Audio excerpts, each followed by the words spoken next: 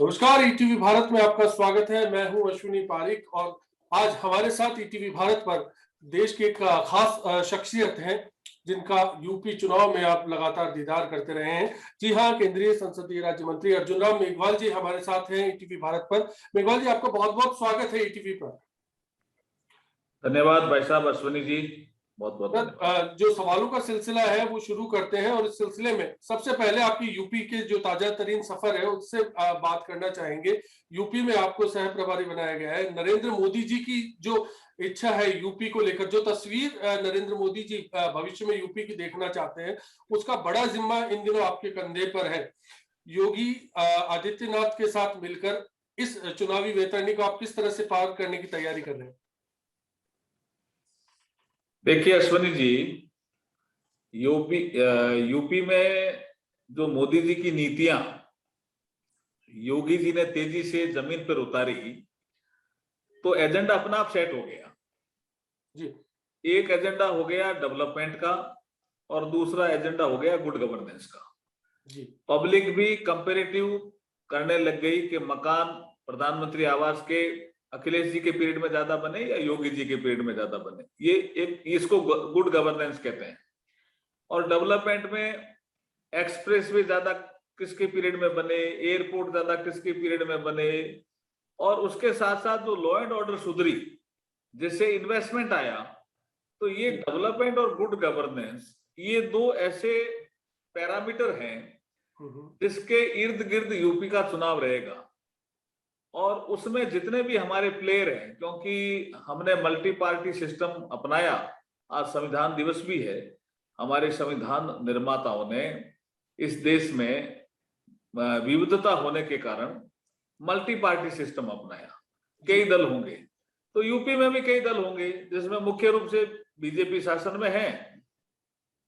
सपा भी होगी, बसपा भी होगी, कांग्रेस भी होगी और AIMIM भी होगी। ऐसे RLD के क्षेत्र में होगी, कुछ क्षेत्र में कोई छोटी और पार्टियां होगी। ऐसे कई प्लेयर होंगे, लेकिन एजेंडा जो सेट हुआ है जनता के द्वारा जी कि सुशासन किसने दिया, लॉ एंड ऑर्डर किसने सुधारा, कानून व्यवस्था किसने ठीक की, गुंडाराज को किसने समाप्त किया, ये एजेंडा सेट हुआ है। इस एजेंडे में भारतीय जनता पार्टी बहुत आगे है अन्य दलों से। तो मेरा ऐसा मानना है कि आपने सुशासन की बात की, तस्वीर गुड गवर्नेंस की आप लगातार कर रहे हैं, लेकिन एक फॉर्मूला था पुडुचेरी में, आपने उस पर काम किया। क्योंकि ये तो साफ है कि जो यूपी जीतता है वो दिल्ली जीतता है, देश का दिल जीत लेता है। आमतौर पर ये जो कहावत है ये प्रचलित है, लेकिन इस बीच में आपका जो पुडुचेरी वाला जो फॉर्मूला है, उसी तर्ज पर यूपी में क्या आप कामयाब होंगे? कोई रोड मैप इसके लिए आप तैयार कर चुके हैं? हाँ, मैंने आपने सही पूछा। देखिए, पांडिचेरी में मैं धन्यवाद दूंगा पांडिचेरी की जनता को कि हमारे पास कार्यकर्ता भी कम थे अपेक्षाकृत पुदुचेरी में। फिर भी जो हमें टास्क दी, मैं weaker section of the society, fisheries, आपके SC कम्युनिटी, ST कम्युनिटी, इनमें जब गया तो मुझे लगा बीजेपी का जो एक ग्राफ है वो तेजी से बढ़ा। यहाँ जो मैं बता रहा हूं कि यहाँ जो बीजेपी के कार्यकर्ताओं की यूपी में कमी नहीं है। बीजेपी हम शासन में है, यहाँ हम 403 में से 325 सीटों पर है। एंड इन परिस्थितियों में जो थोड़ी बहुत चैलेंज हमें नजर कई जगह आता है कि सपा पार्टी ने यादव और मुस्लिम ये जो चैलेंज खड़ा करने की कोशिश की है, तो हम यादव कम्युनिटी में भी जाएंगे। भाई, हमने क्या ऐसा काम नहीं किया आपके लिए सुशासन देने में? क्या आप जो गरीब थे, क्या आपके मकान नहीं बने? हम मुस्लिम कम्युनिटी में भी जाएंगे। क्या प्रधानमंत्री मोदी जी ने रसोई गैस के वितरण में कोई भेदभाव रखा? क्या प्रधानमंत्री आवास योजना में भेदभाव रखा? क्या आयुष्मान भारत में भेदभाव रखा? तो हम ये मुद्दे लेकर के जाएंगे। और weaker section of the society में पर्टिकुलरली, जैसे हमारा पश्चिमी उत्तर प्रदेश है और ब्रज है, इसमें जाटव बाहुल्य क्षेत्र है, तो SC को भी वहां कई भागों में बांट रखा है, जाटव, नॉन जाटव। लेकिन सब जगह हम जाकर के जब देखते हैं तो नीचे धरातल पे ये एक ही आवाज आती है कि योगी जी ने बहुत अच्छा सुशासन दिया। उससे पहले वो देखते थे कि इंदिरा आवास योजना में मकान बनते ही नहीं थे। बाद में प्रधानमंत्री आवास आ गए योजना, तो अखिलेश जी लागू ही नहीं कर रहे थे। और जैसे योगी जी आए 2017 में, तो योजना इतनी तेजी से लागू हुई कि गांव गांव में हमें 15, 20, 25, 100, 150 ऐसे मकान बनते हुए नजर आ रहे हैं। अब यूपी में एक बड़ा काम अभी योगी जी ने और किया है कि ऐसी टेक्नोलॉजी अपनाई है कि कोई गांव में उसके खेत है छोटा, या उसके पशु है, लेकिन पशु का बाड़ा तो था, लेकिन वो बाड़ा उसका है या नहीं है इसका कोई स्वामित्व नहीं था। तो अभी ड्रोन टेक्नोलॉजी से और ऐसी टेक्नोलॉजी से योगी जी ने क्या किया है कि जहां तेरा पशु बंध रहा है ना, वो तेरा बाड़ा है। हम ग्राम प्रधान से भी पूछेंगे, लेकिन टेक्नोलॉजी से देख लेंगे तेरा तेरा तो बाड़ा। आपका इशारा है कि दलित और पिछड़ों पर आपने पूरी तरह से नजर यूपी में गड़ा दी है, इसी वजह से तरजीह जब दे रहे हैं तो आप सपा, फिर बसपा और फिर कांग्रेस को चौथे नंबर पर रख रहे हैं। कांग्रेस तो वैसे भी चौथे नंबर की और 5वें नंबर की लड़ाई शायद यूपी में लड़ेगी, क्योंकि प्रियंका गांधी जी को जब उतारा था तब ऐसा लगा था कि कुछ युवा जुड़ेगा, लेकिन अभी एड तो देख रहे हैं हम जी। और उन्होंने एक नारा दिया कि 40% सीटें हम महिलाओं को देंगे, लेकिन हम कह रहे हैं भी जहां कांग्रेस की सरकार है वहां 40% भागीदारी महिलाओं को दे दो आप। राजस्थान है आपका, छत्तीसगढ़ है, पंजाब है, वहां तो दे ही नहीं रहे। और आप यहाँ कोई संभावना ही नहीं है शासन में आने की, यहाँ आप झूठे वादे कर रहे हैं। तो वो जनता भी समझ रही है कि इनके वादे इसलिए झूठे हैं क्योंकि ये शासन के आने के नजदीक है ही नहीं।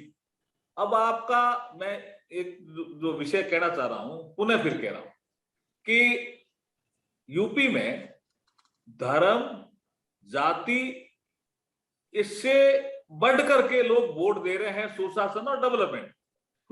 इसलिए हम कॉन्फिडेंस है कि बीजेपी जीतेगी, क्योंकि सुशासन हमने ज्यादा दिया। प्रधानमंत्री मोदी जी ने नीतियां बनाई, 2017 तक यूपी में वो धरातल पे तेजी से उतरी नहीं, और 2017 के बाद योगी जी के पीरियड में वो तेजी से उतरी, तो हर जिले में दिखती है, हर गांव में दिखती है। मैं कई लाभार्थी बात आपने की, तस्वीर की, लेकिन जब बीकानेर के लोगों से राजस्थान में बात की जाती है तो उनकी उम्मीद थी कि अर्जुन राम जी को मोदी कैबिनेट में जो सफलतापूर्वक काम किया उसके बाद एक प्रमोशन मिले, कैबिनेट मंत्री की जो कुर्सी है उस पर काबिज हो, बड़ी जिम्मेदारियों के साथ एक ताजपोशी की जो बात की जाती है उसकी भी उम्मीद की जा रही थी। तो सर उसका नहीं, आप देखिए अश्विनी जी, मुझे जो मंत्रालय मिला है संस्कृति मंत्रालय, वो मेरे आचरण के अनुरूप मंत्रालय मिला है। मैं इसके माध्यम से कई जगह बहुत अच्छा काम कर सकता हूँ। देखिए, मंत्रालय किसको देना है, किसको कैबिनेट में रखना है, किसको राज्य मंत्री रखना है, ये प्रधानमंत्री जी का विशेष अधिकार है। लेकिन प्रधानमंत्री जी बिल्कुल सोच समझ के निर्णय लेते हैं। जिसमें मुझे संस्कृति मंत्रालय दिया, उसमें मुझे लगा कि ये बहुत उपयुक्त निर्णय है उनका, मैं सेटिस्फाई हूं उस निर्णय से। और बीकानेर की जनता को भी मैंने बताया कि अगर संस्कृति मंत्रालय मेरे पास नहीं होता, अभी देशज का प्रोग्राम में बीकानेर थोड़ी करवा पाता। हमारे रमत के इतने कलाकार हैं, उनका अगर मुझे प्रमोशन करना है तो मैं नेशनल स्कूल ऑफ ड्रामा और संगीत नाटक अकादमी के माध्यम से करा सकता हूँ। हमारे इतने कलाकार हैं जिनको पेंशन दिलवा सकता हूँ। तो ये मंत्रालय बीकानेर की जनता को भी शूट कर रहा है, ऐसी बात नहीं है। और देश में ऐसे आजादी का अमृत महोत्सव के दौरान जो अनसंग हीरो है पूरे देश में, उनके लिए काम करने का मौका मिला है। तो मैं तो बहुत थैंकफुल हूं प्रधानमंत्री मोदी जी का, मुझे संस्कृति जैसा मंत्रालय दिया।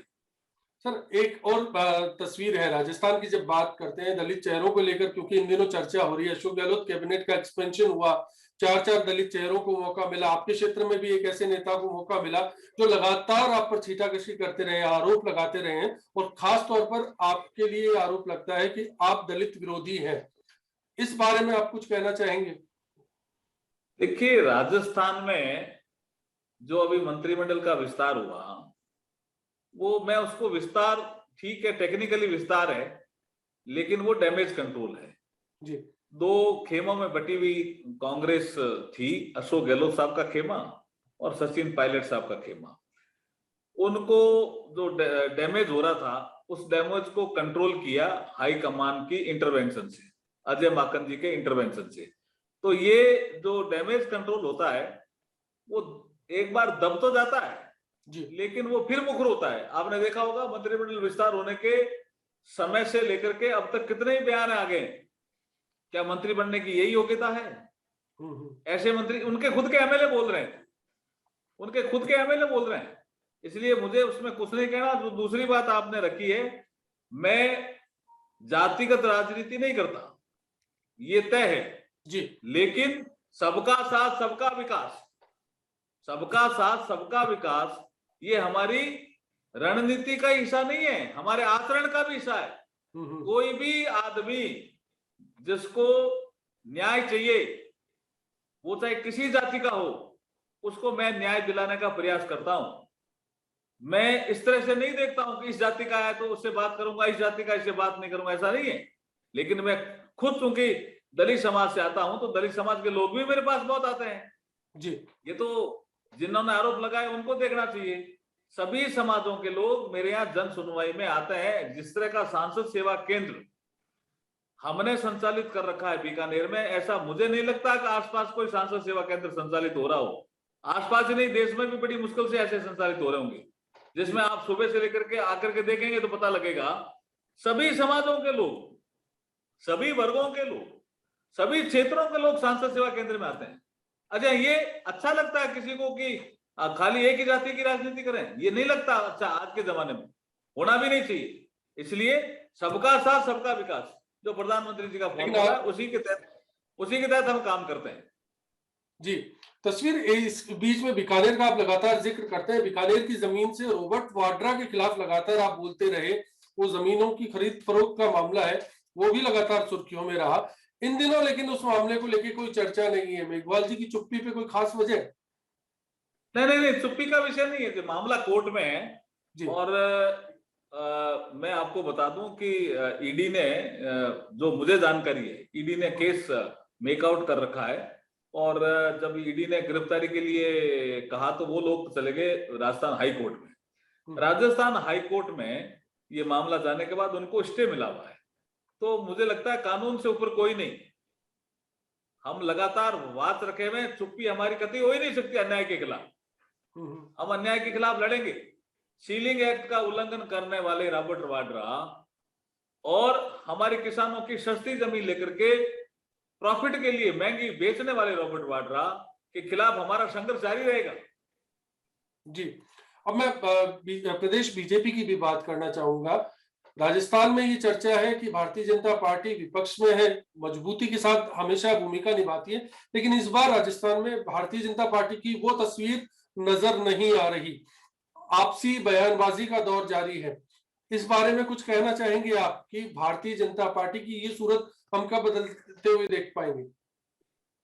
देखिए, ये कांग्रेस का आरोप हो सकता है, और जो अभी उपचुनाव हुए वो स्थानीय परिस्थितियां होती है। भारतीय जनता पार्टी राजस्थान में बहुत मजबूत स्थिति में है। हमारे बूथ की रचना पूरी हो गई, बूथ मैनेजमेंट, बूथ कमेटियां पूरी बन गई। और उसके अलावा मंडल स्तर पे पहली बार हमने प्रयोग करके, जैसे जिला पे, मंडल पे हमने weaker section of the society के महामंत्री बनाए। पार्टी को सर्वस्पर्शी, सर्वव्यापी बनाने का हमने काम किया है। अभी विपक्ष के नाते भी 1.5-2 साल का कोविड पीरियड रहा, उसके समय भी हमारे कार्यकर्ताओं ने जनता की सेवा की। आने वाले चुनाव में आप देखना, 2023 में भारतीय जनता पार्टी शासन में आएगी राजस्थान में। कांग्रेस ने तो कोई काम ही नहीं किया थी, बोल ही बोल रही है। वो डेवलपमेंट गायब है, सुशासन गायब है। वो एमएलए से इतनी डर रही है वर्तमान सरकार कि एमएलए जो लूट मचा रहे हैं उनको छूट दी जा रही है, क्योंकि उनको डर लग रहा है कि हमारी सरकार नहीं गिर जाए। सवाल इसी ऐसे में सुशासन नहीं आ उन सकता। सवालों को क्यों नहीं रख पा रही? सुशासन नहीं आ सकता, ऐसे में सुशासन नहीं आ सकता, ना डेवलपमेंट हो सकता। तो सभी लोग परेशान हैं, ट्रेजरी में भी लटके हुए हैं, काम हो ही नहीं रहा है, सड़कें बन ही नहीं रही है। थोड़ा बहुत कुछ काम हो रहा है, भारत सरकार से पैसा आ रहा है उसके माध्यम से हो रहा है। अमित शाह भी राजस्थान आ रहे हैं, एक विशेष रणनीति क्या इसके पीछे नजर आती है? क्या अमित शाह जी का भी दौरा तय हो गया राजस्थान का, इसके पीछे ये हमारे संगठन की रचना का ही हिस्सा होता है कि समय समय पर हमारे राष्ट्रीय नेतृत्व या हमारा शीर्ष नेतृत्व राज्य में आता रहता है। तो हमारी प्रदेश कार्य समिति की बैठक है, उस बैठक को संबोधित करेंगे उसके बाद 10,000 जो हमारे जनप्रतिनिधि हैं, एमएलए, एमपी, हमारे जिला परिषद के सदस्य, पंचायत समिति के सदस्य, नगर पालिका के हमारे पार्षद, कोऑपरेटिव के मेंबर, जितने भी जनप्रतिनिधि है, चुने हुए जनप्रतिनिधि, उनका एक सम्मेलन होगा 10,000 की संख्या का। तो उसमें आएंगे, हमारा निश्चित रूप से मार्गदर्शन करेंगे, पार्टी को मजबूती मिलेगी। सर, एक चर्चा और थी, प्रधानमंत्री जी ने जैसे ही 3 कृषि कानूनों को वापस लेने की बात कही, उसके बाद उसके पीछे की मंशा लगातार लोग तलाशने लगे, कई सियासी मायनों पर भी बात करने लगे। आपकी पार्टी का स्टैंड जो है उसको लेकर कई तरह के विश्लेषण हुए, आप कुछ कहना चाहेंगे उस पर? नहीं, ये तो विषय हमारी अभी सत्र शुरू हो रहा है ना 29 तारीख को जी, उसमें ये विषय आएगा और अपोजिशन की पार्टियां भी वहां रहेगी, हम भी वहां रहेंगे। और जैसे प्रधानमंत्री जी ने कहा कि रिपील करने का हमने निर्णय लिया, उसके बाद कैबिनेट का फैसला भी आ गया, तो सब आपके सामने आ जाएगा अभी 29 तारीख को। क्या यूपी चुनाव इसके पीछे है, यूपी और पंजाब के चुनाव? नहीं नहीं, मैं क्या कह रहा हूँ, सब संसद में चर्चा और अचर्चा या भाग लेना नहीं लेना, वो तो संसद के हमारे जो स्पीकर साहब हैं वो तय करेंगे, या हमारे राज्यसभा के चेयरमैन हैं वो तय करेंगे।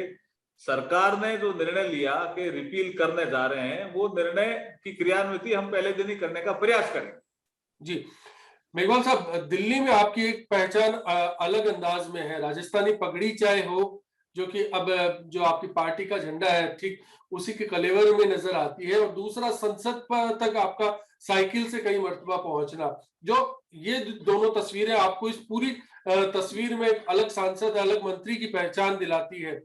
इसके पीछे कोई सोच आपकी रही, क्या रही? राजस्थानी संस्कृति, क्योंकि संस्कृति मंत्रालय भी आपके पास में है और आपने कहा कि आपकी जिम्मेदारी है कि देश के अलग अलग हिस्सों में आप उसके जरिए पहुंचेंगे, तो यहाँ वो राजस्थान कैसे सजीव होगा? देखिए, हमारे जो ग्रामीण वेशभूषा है और हमारे अधिकतर मतदाता भी वही है, तो मैं मतदाताओं को ही तो रिप्रेजेंट कर रहा हूं। जब हमारे मतदाता धोती पहन सकते हैं, पगड़ी पहन सकते हैं, तो मैं क्यों नहीं पहन सकता? मैं हूं तो उन्हीं का ही रिप्रेजेंटेटिव ना। जी, तो जैसे हमारे मतदाता रहते हैं, ऐसे में रहने का प्रयास करता हूं। ये तो मेरी हुई वेशभूषा पे टिप्पणी। दूसरा, साइकिल वाला विषय जो है वो कार्बन एमिशन को कम करने का है। अगर मंत्री जैसे लोग, सांसद जैसे लोग, विधायक जैसे लोग समाज को प्रेरणा देंगे कि हम भी कार्बन एमिशन को कम कर सकते हैं, तो और लोग भी उसको अपनाएंगे, और जो आने वाली पीढ़ी है या जो भावी पीढ़ी है उसको हम धुआं रहित वातावरण दे सकते हैं। इस उद्देश्य से मैं साइकिल पर चलने का प्रयास करता हूं। आपके साथी सांसदों तक भी इसका प्रचार करने की कोशिश जारी है? सांसद भी इसमें काफी तैयार हुए हैं, और कभी कई सांसद इस पे चलते भी हैं। जैसे मैं मनसुख भाई मांडविया का नाम ले सकता हूं। ऐसे हमारा साइकिल चलाने वाले सांसदों का एक क्लब भी बना हुआ है, तो समय समय पे हम साइकिल पे चलते रहते हैं। अभी बीएसएफ का एक कार्यक्रम था बीकानेर में, तो बीएसएफ के जवानों के साथ मैं 18 किलोमीटर साइकिल से चला। बीएसएफ परिसर से लेकर के महाराजा गंगा सिंह यूनिवर्सिटी तक मैं साइकिल पे ही चला हूं, विदाउट रुके हुए, बीएसएफ के जवानों के साथ। जी, बहुत खूब। बिल्कुल मेघवाल साहब, अब आखिरी सवाल इंटरव्यू के आखिरी पड़ाव में, वो राजस्थानी भाषा से जुड़ा हुआ है, जिसकी लगातार आपने संसद में मांग भी की, और उम्मीद की जा रही थी कि मोदी सरकार के दूसरे कार्यकाल में ये मांग लगभग पूरी हो जाएगी, लेकिन इंतजार बरकरार है। राजस्थान की आवाम का जब आप प्रतिनिधित्व कर रहे हैं, इस भाषा को लेकर काम कहाँ तक आगे बढ़ा, मान्यता कैसे मिल पाएगी? देखिए, भाषा को लेकर के सीताकांत महापात्रा समिति से लेकर के लगातार आगे बढ़ा, इसमें कोई शक नहीं है। वर्तमान पोजीशन ये है कि कुछ हिंदी स्पीकिंग साहित्यकार, और उन्होंने ये सोचा या कहा, एक ज्ञापन दिया कि राजस्थानी भाषा को या भोजपुरी भाषा को मान्यता मिलती है, तो बड़ी संख्या इनकी है। और ये अगर हिंदी स्पीकिंग जोन से बाहर आते हैं, तो जो हम संयुक्त राष्ट्र संघ में हिंदी को मान्यता दिलवाने का प्रयास कर रहे हैं, उसमें कोई कमी आ सकती है। उस ज्ञापन पे जब चर्चा हुई तब इसको पेंडिंग रखा, लेकिन हमने एक सुझाव दिया फिर भी गृह मंत्री जी को, लेकिन वहां मान्यता है राजस्थानी को। प्रधानमंत्री जी से भी राजस्थानी भाषा से संबंधित लोग मिले जी, तो उसमें एक विषय आया कि 38 जो प्रस्ताव पेंडिंग है उनको कैसे इंडिकेट करें, जी, और हमने ये बताया कि इससे हिंदी कमजोर नहीं होगी। कैसे इंडिकेट करें, कैसे उन्हें उठावें, तो हमने ये कहा कि जो भाषाएं भारत में पनपी या भारत में लोग बोलते हैं, भारत में उसके साहित्य लिखते हैं, तो ऐसी भाषाएं जिनको भारत में पनपी लेकिन विदेशों में उनको किसी न किसी रूप में रिकॉग्निशन मिला, जैसे भोजपुरी को मॉरिशस में सम्मान मिला, राजस्थानी को नेपाल में सम्मान मिला, और भोटी भाषा जो हिमालयन ट्रांस रीजन की है उसको भूटान में सम्मान मिला। तो इन भाषाओं को मान्यता देने का विषय अपने को हाथ में लेना चाहिए। तो अभी पद्मश्री जब अर्जुन सिंह शेखावत साहब को मिला, राजस्थानी भाषा के साहित्यकार को, उन्होंने भी प्रधानमंत्री से जब ये प्रश्न किया तो प्रधानमंत्री जी ने भी कहा कि हमारे ये विषय विचाराधीन है। इसका मतलब विषय विचाराधीन है और सकारात्मक दृष्टि से ही इसमें कार्य हो रहा है। मुझे लगता है कि राजस्थानी भाषा को जो ये लंबे समय से जो डिमांड है मान्यता मिलने वाला विषय, उसमें पूर्ति होगी।